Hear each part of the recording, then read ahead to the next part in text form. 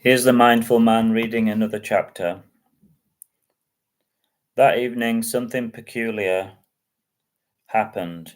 Sandy didn't touch her food and she only laughed disinterestedly at the water. This was unheard of.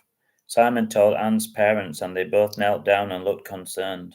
Simon held her paw, but there was no strength to it. It was limp and sad, and Sandy's eyes had lost their sparkle, and she was looking very sleepy. We'll have to take her to the vet, Anne's mum said, looking concerned. It could be serious, she said sadly. Simon stroked Sandy softly, and the tears welled in her eyes. It had never occurred to him that Sandy could become ill.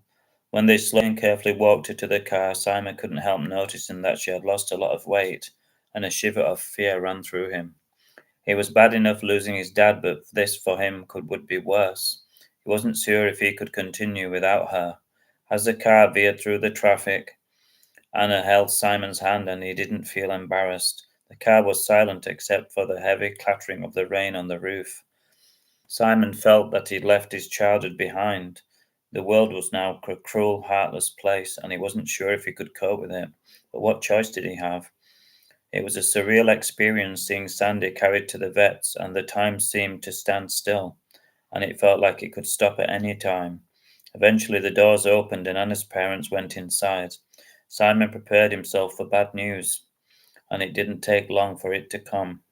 It was the one word they didn't want to hear: cancer. To Simon, it felt like all the air had been sucked out of the room, and Anna wept as he put his arm around her. He felt tearful but angry. How could this be happening, he thought. He had been so happy the day before. Now it was as if the world had gone from colour to black and white. It was heartbreaking leaving Sandy behind, but they had to do it.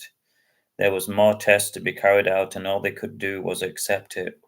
Simon held Anna's hand all the way back home, and he could feel his heart breaking, but he kept it to himself.